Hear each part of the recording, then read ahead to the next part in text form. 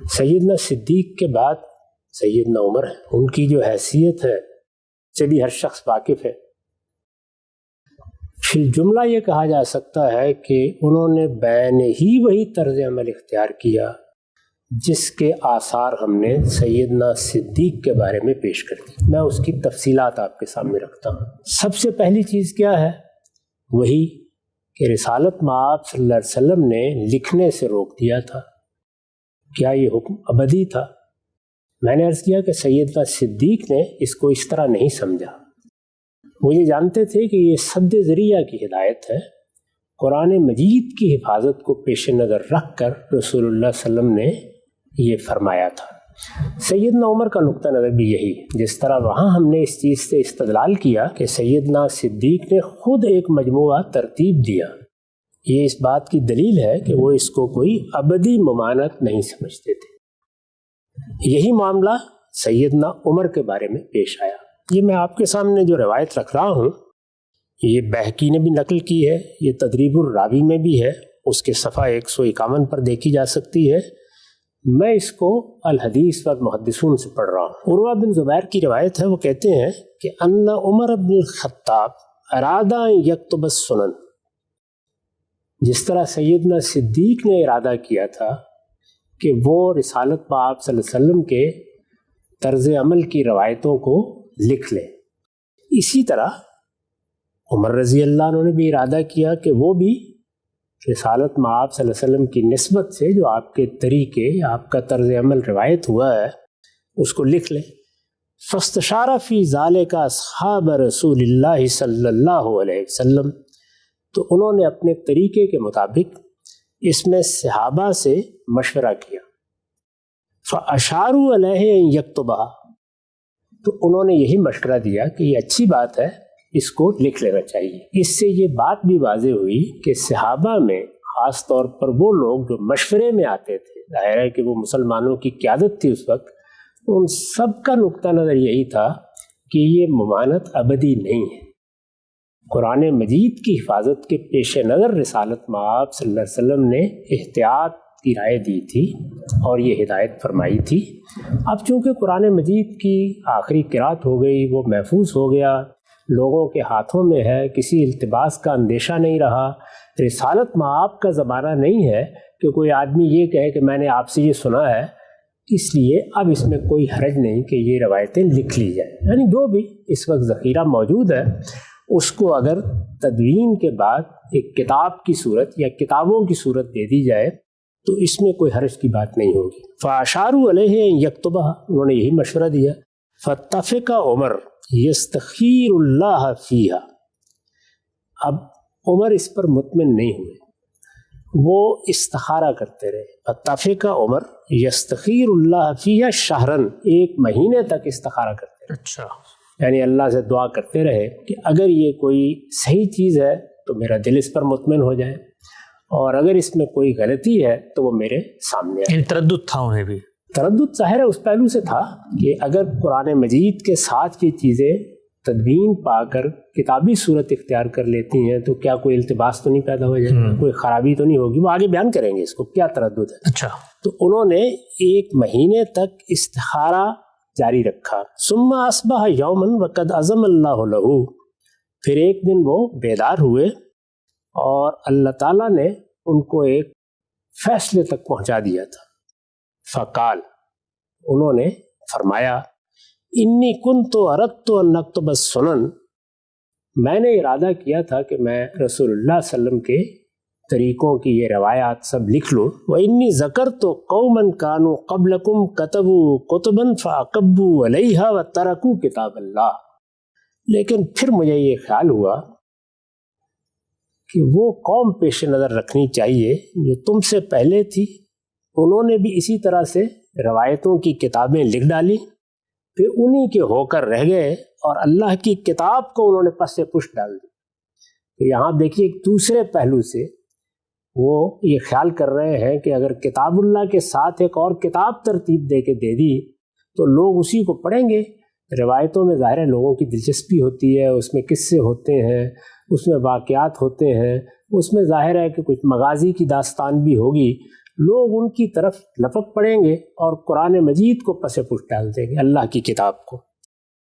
تو انہوں نے فرمایا کہ وَإِنِّي وَاللَّهِ لَا أَلْبِسُ كِتَابَ اللَّهِ بِشَيْءٍ أَبَدًا، چنانچہ میں نے فیصلہ کیا ہے کہ میں اللہ کی کتاب کے ساتھ کسی اور چیز کا اختلاط نہیں ہونے دوں۔ اچھا، تو اس سے اندازہ کیا جا سکتا ہے کہ وہ کم و بیش اسی صورتحال سے گزرے جو ہم سیدنا صدیق کے بارے میں دیکھ چکے ہیں۔ اسی طرح ارادہ کیا، انہوں نے تو کتاب ترتیب دے دی تھی، یہ 1 مہینے تک استخارہ کرتے رہے، جن لوگوں سے مشورہ کرتے تھے، ظاہر ہے وہ جلیل القدر صحابہ رہے ہوں گے، انہوں نے بھی اگرچہ مشورہ دیا لیکن وہ مطمئن نہیں ہوئے، اور پھر کہتے ہیں کہ مجھے یہ خیال ہوا کہ کہیں اسی قوم کا سا حال نہ ہو جائے جس نے اس سے پہلے اپنے آپ کو روایتوں کی نظر کر دیا اور اللہ کی کتاب کو چھوڑ دیا۔ ٹھیک، اس کا لحاظ کر کے انہوں نے اپنا یہ فیصلہ سنا دیا کہ جس طرح سیدنا صدیق نے اس سے پہلے ان کو لکھنا پسند نہیں کیا، میں بھی نہیں کروں گا، اس لیے کہ ابھی یہ اندیشہ ہے کہ اللہ کی کتاب کے ساتھ کسی چیز کا اختلاط نہ ہو جائے، یا کوئی چیز اللہ کی کتاب پر حاوی نہ ہو جائے، یا کوئی چیز اللہ کی کتاب کے ساتھ لوگوں کی توجہات کا مرکز نہ بن جائے۔ تو یہ اصل میں وہ ساری چیزیں ہیں، سد ذریعہ کی چیزیں، جن کو سامنے رکھ کر انہیں یہ فیصلہ کیا۔ اتنی بات البتہ واضح ہو گئی کہ وہ بھی یہی سمجھتے تھے کہ رسالت میں آپ صلی اللہ علیہ وسلم نے یہ کوئی ابدی ہدایت نہیں فرمائی، یہ اسی اصول پر ہے کہ کچھ مفسدات کو سامنے رکھ کر ایک ہدایت کی گئی ہے، ہمیں بھی یہ دیکھنا ہے کہ کیا اب وہ مفسدات رہے یا نہیں رہے، اسی کا لحاظ انہوں نے کیا۔ اس کے بعد اب دوسری چیز کو لیجئے، دوسری چیز کیا تھی؟ وہ یہ کہ کیا بیان کی جائیں گی روایتیں۔ اس میں میں سب سے پہلے آپ کے سامنے قرظہ بن کعب کی روایت رکھوں گا۔ اس کو امام ذہبی نے نقل کیا ہے، یہ تذکرۃ الحفاظ ہے جہاں سے میں اس کو پڑھ رہا ہوں۔ وہ یہ کہتے ہیں کہ لما سیرنا عمر الی العراق، جب عمر رضی اللہ عنہ نے ہمیں عراق روانہ کیا، مختلف لشکر روانہ کرتے تھے، تو مشا معنا عمر ہمارے ساتھ چلتے ہوئے باہر آ گئے۔ اچھا، صحابہ کرام جب اس طریقے سے رخصت ہوتے تھے تو اس کی اور مثالیں بھی موجود ہیں کہ سیدنا صدیق ساتھ چلتے ہوئے باہر آ گئے، سیدنا عمر آ گئے۔ وقال، اور انہوں نے کہا، اتدرون لما شیعتکم، تم لوگوں کو معلوم ہوا کہ میں کیوں تمہارے ساتھ چلتا ہوا باہر آ گیا ہوں؟ قالوا نعم تکرمۃ لنا، انہوں نے کہا کہ ہاں، ہمارا خیال ہے کہ آپ ہمیں عزت دینے کے لیے باہر تشریف لائے۔ خلفائے راشدین کا رویہ یہی تھا، وہ اللہ کے پیغمبر کے صحابہ کو ایسے عزت دیتے تھے۔ ان کو بھی یہ خیال ہوا کہ اس وقت ہمیں روانہ کر رہے ہیں، ایک مہم پر بھیج رہے ہیں، اس موقع پر یہ پسند فرمایا ہے کہ ہمیں عزت دینے کے لیے باہر تک رخصت کرنے کے لیے آئے۔ قال، سیدنا عمر نے کہا، وما ذالک انکم تاتون اہل قریۃ لہم دوی بالقرآن کدوی النحل۔ اس کے ساتھ ایک اور بات بھی ہے، یعنی یہ تو ہے ہی میں عزت دینے کے لیے باہر آیا ہوں، لیکن اس سے زیادہ ایک اور اہم بات بھی اس کے ساتھ ہے، اور وہ یہ ہے کہ تم لوگ ایسی بستیوں میں جاؤ گے جہاں لوگ قرآن مجید پڑھ رہے ہوں گے، ان کے گھروں سے جیسے شہد کی مکھیوں کی بنبراہٹ کی آواز ہوتی ہے، اسی طرح قرآن پڑھنے کی آوازیں آ رہی ہوں گی۔ فَلَا تَصُدُّوهُمْ بِالْأَحَادِيثِ فَتَشْغِلُوهُمْ، ایسا نہ کرنا کہ ان کو حدیثیں سنا سنا کے قرآن سے روک دو اور وہ انہی میں مشغول ہو کر رہے۔ جی، جرد القرآن، قرآن کو ہر چیز سے الگ رکھا جائے گا۔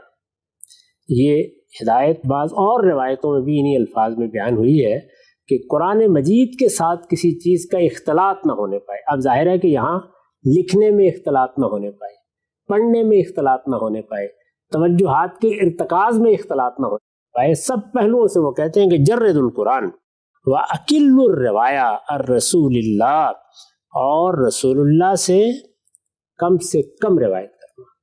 اس سے معلوم ہوا کہ جو بات وہ کہہ رہے ہیں وہ یہ نہیں کہ روایت کرنا کوئی عیب کی بات ہے، بلکہ یہ کہ اس میں اقلال ہونا چاہیے، کم سے کم باتیں بیان کرنی چاہیے۔ کم سے کم کرو گے تو زیادہ توجہ سے کرو گے، کم سے کم کرو گے تو تحقیق کر کے کرو گے، کم سے کم کرو گے تو خیال رکھو گے کہ اللہ کے پیغمبر کی طرف کسی بات کی نسبت نہ ہو جائے، اور ظاہر ہے اس میں یہ بھی ہے کہ جہاں ضرورت ہو، یعنی یہ نہیں ہے کہ کس سے سنانے کے لیے بیٹھ جاؤ حدیثیں سنانے کے لیے بیٹھ جاؤ، جہاں ضرورت ہے، کوئی بات بیان کرنی ہے یا کوئی اہم بات ذہن میں آ گئی ہے ضرور بیان کرو، لیکن فرمایا کہ اکل الروایہ رسول اللہ کے پیغمبر سے کم روایت بیان کیا کرو، وانا شریککم، اب جاؤ میں تمہارے ساتھ۔ ایسے رخصت کرتے وقت کہتے ہیں۔ اب سنیے، فلما قدم قرظہ بن کعب، اب جب یہ قرظہ بن کعب وہاں پہنچے جہاں ان کو پہنچنا تھا، قالو، تو لوگوں نے کہا حدثنا، کوئی حدیث سنائیے۔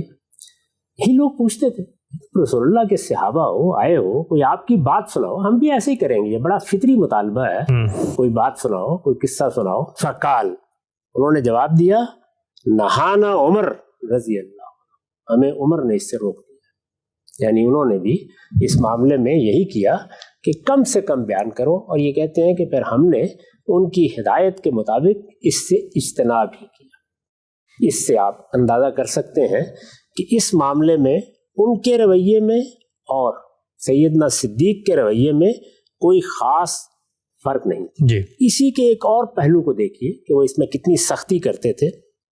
یہ روایت ابو ہریرہ کی ہے، وہ کہتے ہیں کہ کسی نے ان سے کہا ہے، یہ جو راوی ہیں وہ بیان کرتے ہیں کہ میں نے ان سے کہا اکنت تحدث فی زمان عمر ہکذا، یہ جس طرح آپ اب روایتیں بیان کرتے ہیں اور جس طرح سے بیٹھ کر مجلس میں لوگوں کو روایتیں سناتے ہیں، کیا اسی طرح آپ عمر کے زمانے میں بھی روایتیں سناتے تھے؟ فقال، انہوں نے جواب دیا، لو کنت احدث فی زمان عمر مثل ما احدثکم لضربنی بمخفتہ، میں نے اگر یہ روایتیں کہیں عمر کے زمانے میں سنا دی ہوتی تو انہوں نے اپنے کوڑے سے میری خبر لی ہوتی۔ وہ اس میں بڑی سختی برتتے تھے، وہ اس کی کسی حال میں بھی اجازت دینے کے لیے تیار نہیں ہوتے تھے۔ اس کو یعنی اسی رویے کو امام ذہبی نے بیان کیا ہے اپنی اس کتاب میں، وہ کہتے ہیں وَكَانَ عمر من وجلہ یختی صاحب علی رسول اللہ صلی اللہ علیہ وسلم یامرہم من یکل الروایہ عن نبیہم وَلِأَلَّا يَتَشَاغَلَ النَّاسُ بِالْأَحَادِيثِ عن حفظ القرآن۔ ظاہر ہے کہ تمام روایتوں کو سامنے رکھ کر انہوں نے یہ تبصرہ کیا ہے کہ عمر اس اندیشے سے کہ رسول اللہ صلی اللہ علیہ وسلم کا کوئی صحابی آپ کے بارے میں کوئی بات بیان کرتے ہوئے غلطی نہ کرے اور اس طرح اللہ کے پیغمبر کی طرف کوئی غلط بات منسوب نہ کر دے، ان کو ہدایت فرمایا کرتے تھے کہ کم سے کم روایت بیان کرو اپنے پیغمبر سے، اور اس لیے بھی یہ ہدایت کرتے تھے کہ لوگ کہیں قرآن مجید کو یاد کرنے اور قرآن مجید کو آگے بڑھانے کے بجائے انہی حدیثوں میں، انہی روایتوں میں مشغول ہو کر رہ جائیں۔ تو یہ انہوں نے بھی گویا نتیجہ یہ نکالا ہے، یعنی ہمارے ایک جلیل القدر امام نے، کہ یہی ان کا رویہ تھا جو انہوں نے اختیار کیے رکھا جی۔ اسی کو سامنے رکھ کر وہ یہ بھی کہتے ہیں کہ عمر کے اسی رویے کو بعد کے محدثین نے بھی سمجھا کہ روایت کے بارے میں اقلال ہونا چاہیے، یعنی اکثار کا رویہ نہیں ہونا چاہیے۔ کوئی روایت اگر سامنے آتی ہے تو تحقیق کی جائے، یعنی یہ نہیں کہ ایک بات ہے بیان کر دی ہے، بیان کرنے والے نے صحابہ کرام کے بارے میں تو یہ تردد نہیں تھا کہ وہ کوئی غلط بات جانتے بوجھتے اللہ کے پیغمبر کی طرف منسوب کریں گے، لیکن بعد کے زمانوں میں یہ بات کے تحقیق کی جائے اور اس میں اگر راوی حضرات ہیں تو ان کی سیرت، ان کے کردار کا جائزہ لیا جائے، یہ فیصلہ آسان نہیں تھا۔ یہ سیدنا عمر ہی ہے کہ جو محدثین کے لیے اس معاملے میں اسوہ بنے۔ تو وہ کہتے ہیں کہ وہ هو الذی سن للمحدثین التثبت فی النقل، یہ عمر ہیں کہ جنہوں نے محدثین کے لیے یہ سنت قائم کر دی، یعنی انہوں نے یہ طریقہ جاری کیا اور محدثین نے پھر اس کی پیروی کی کہ اگر کوئی چیز رسالت مآب صلی اللہ علیہ وسلم سے منقول ہو کے آ رہی ہے تو پھر اس میں تحقیق کا طریقہ اختیار کیا جائے، یعنی اس کے لیے شہادت طلب کرنی پڑے، دوسرے طرق دیکھنے پڑیں، راویوں کا جائزہ لینا پڑے تو لیا جائے گا۔ وَرُبَّمَا كَانَ يَتَوَقَّفُ فِي خَبَرِ الْوَاحِدِ إِذَا ارْتَابَ، اور بارہا ایسا ہی ہوا کہ جب کبھی انہیں کوئی شبہ ہو گیا، ظاہر ہے کہ اگر بات عام سی ہے اور اس کے بارے میں کوئی مسئلہ نہیں پیدا ہو رہا تو اس میں پھر اتنی تحقیق کی ضرورت بھی نہیں ہوتی، لیکن اگر کوئی ارتیاب کوئی اضطراب کی بات انہوں نے دیکھ لی، کوئی شبہ انہیں ہو گیا، تو پھر اس کے بعد وہ خبر واحد کے معاملے میں توقف کا رویہ اختیار کرتے تھے، آسانی کے ساتھ اس کو قبول کرنے کے لیے تیار نہیں ہوتے تھے۔ اس سے اندازہ کیا جا سکتا ہے کہ وہ تیسری بات بھی اب ہمارے سامنے ہے کہ سیدنا عمر نے اس میں بھی سیدنا صدیق ہی کی سنت کی پیروی کی، یعنی یہ کہ روایت کم سے کم کی جائے، اور اگر کوئی روایت سامنے آتی ہے، اس کی ضرورت ہوتی ہے، کوئی علم کی بات ہے، اس کو بیان کرنا پڑ گیا ہے۔ خود سیدنا عمر نے بہت سی باتیں بیان کی ہیں، سیدنا صدیق نے بھی بیان کی ہیں، تو اس میں اگر فی الواقع کوئی ایسا حکم یا فیصلہ بیان ہو گیا ہے جو ہم پر اثر انداز ہو سکتا ہے، قرآن کے فہم پر اثر انداز ہو سکتا ہے، سنت کے فہم پر اثر انداز ہو سکتا ہے، کسی اجتہادی اطلاق پر اثر انداز ہو سکتا ہے، ظاہر ہے کہ خدا کے پیغمبر کی طرف منسوب کر کے ایک بات کہی جائے گی تو اس کی آخری درجے میں تحقیق ہوگی، یعنی یہ دیکھا جائے گا کہ کیا بات ہے، کہنے والا کون ہے اور کس طریقے سے اس نے بیان کیا ہے۔ اس میں جیسی کچھ سختی انہوں نے کی، یعنی بیان کرنے کے معاملے میں بھی اور قبول کرنے کے معاملے میں بھی۔ بیان کرنے میں وہ چاہتے ہیں کم سے کم چیزیں بیان ہوں، اور قبول کرنے کے معاملے میں اس بات کی تلقین کر رہے ہیں کہ تحقیق کے بغیر کسی چیز کو قبول نہ کیا جائے۔ اس میں یہ بیان کرتے ہیں زاوی کہ یہاں تک بھی ہوا کہ ان عمر حبس ثلاثتاً، عمر نے 3 صحابہ پر پابندی لگا دی۔ اچھا، آپ یہ بھی کہہ سکتے ہیں کہ ان کو بند کر دیا، یعنی ہو سکتا ہے کہ یہ کہا ہو کہ تم لوگ اب گھروں سے نہیں نکلو گے، یا یہ کہ کوئی ایسی بات بیان نہیں کرو گے۔ دونوں پہلوؤں سے لفظ کی تعبیر کی جا سکتی ہے۔ وہ کون ہے؟ حبس ثلاثہ، ابن مسعود، اللہ اکبر، یعنی دیکھیے کس درجے کی شخصیت ہے۔ وابد دردہ وابا مسعود الانصاری، یعنی ان صحابہ پر انہوں نے پابندی لگا دی۔ فقال قد اکثرتم الحدیث عن رسول اللہ، تم نے رسول اللہ صلی اللہ علیہ وسلم سے بہت حدیثیں بیان کرنا شروع کر دی، اس وجہ سے اس میں وہی کمی کا رویہ اختیار کرو، سوچ سمجھ کر بات بیان کی جائے، ضرورت کے موقع پر بیان کی جائے، یہ انہوں نے بار بار توجہ دلا دی۔ سیدنا عمر کا یہ رویہ ہے کہ جس کے نتیجے میں ایک واقعہ بھی بیان کیا جاتا ہے جو ان کو سیدنا عباس کے ساتھ پیش آ گیا۔ ان کے گھر کا کوئی معاملہ تھا مسجد نبوی کے جوار میں، یہ چاہتے تھے کہ مسجد نبوی کی توسیع کر دی جائے۔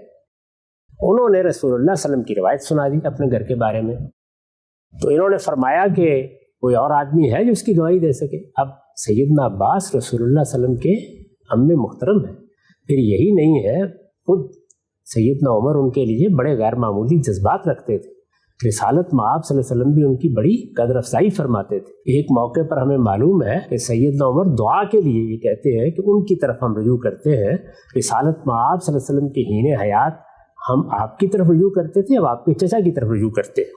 اتنی بڑی شخصیت ہے، تو ان سے یہ انہوں نے کہا کہ جو بات آپ بیان کر رہے ہیں اس پر کوئی دلیل، کوئی شہادت پیش کی، یہ کہا، اور ظاہر ہے کہ پھر وہ شہادت مل گئی، لوگوں نے ان کی تائید کر دی۔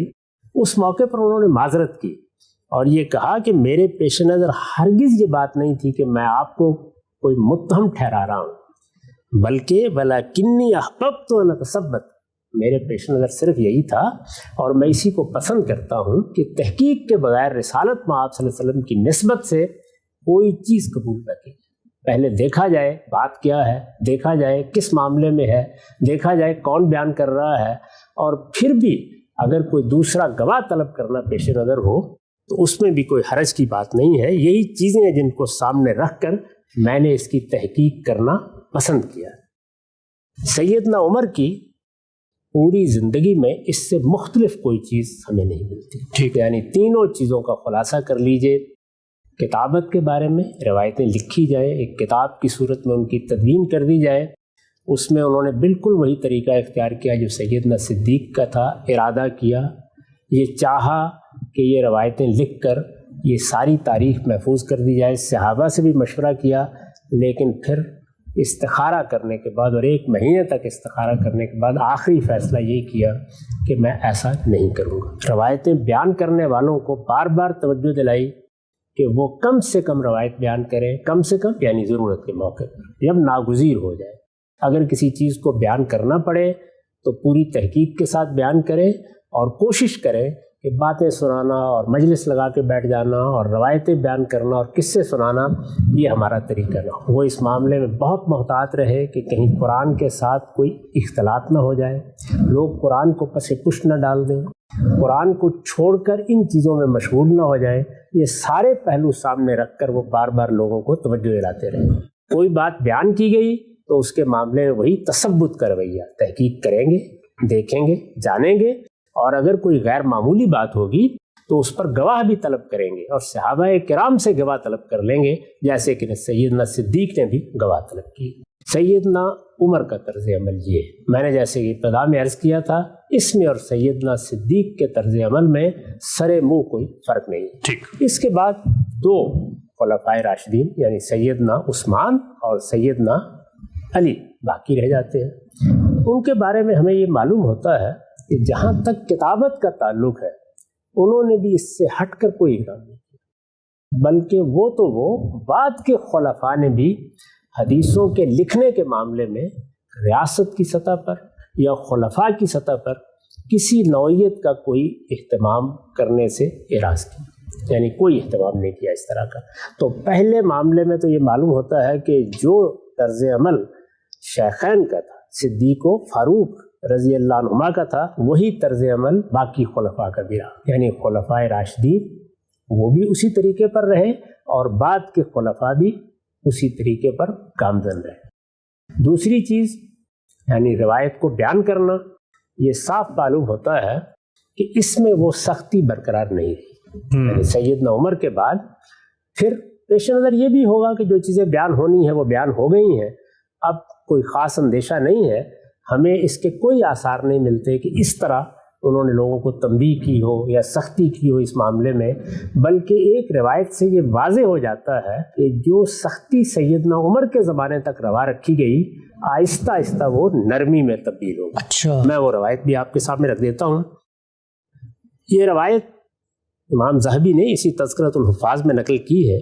یہ کہتے ہیں کہ معاویہ رضی اللہ عنہ یہ فرمایا کرتے تھے، یہ ان کی روایت ہے، علیکم من الحدیث بما کان فی عہد عمر، تم وہی روایتیں لیا کرو جو سیدنا عمر کے زمانے میں سامنے آ گئی تھی۔ اچھا، فَإِنَّهُ كَانَ قَدْ خَافَ النَّاسَ فِي الْحَدِيثِ عَنْ رَسُولِ اللَّهِ صلی اللہ علیہ وسلم، اس لیے کہ انہوں نے رسالت مآب صلی اللہ علیہ وسلم کی حدیث کے بارے میں لوگوں کو بہت ڈرا کر رکھا ہوا تھا۔ اس سے صاف معلوم ہوا کہ ان کے بعد رویے میں نرمی آ گئی۔ میں یہ عرض کر رہا ہوں کہ اس کے اسباب ہو سکتے ہیں، تاہم ان کی اس روایت سے یہ معلوم ہوتا ہے کہ جو سختی سیدنا صدیق کے زمانے میں تھی یا سیدنا عمر کے زمانے میں تھی وہ بعد میں ہمارے سامنے نہیں آتی۔ ٹھیک، یہی چیز تثبت کے بارے میں بھی ہے، یعنی اول تو اس طرح کا کوئی نازک مسئلہ پیش نہیں آیا نہ سیدنا عثمان کو نہ سیدنا علی کو، اور اگر کہیں پیش آیا بھی تو غالباً وہ روایتیں پہلے سے ان کے علم میں ہوں گی، چنانچہ اس پر کوئی گواہ نہیں طلب کیے گئے، اور عمومی رویہ یہی رہا کہ کم سے کم روایت بیان کی جائے، لیکن اگر کوئی چیز سامنے آتی ہے تو لوگوں سے کوئی سوال پوچھ لیا جائے۔ اس کے مواقع چونکہ اس طرح سامنے نہیں آئے تو ہمارے ہاں روایتوں میں بھی اس کا ذکر نہیں ہوتا۔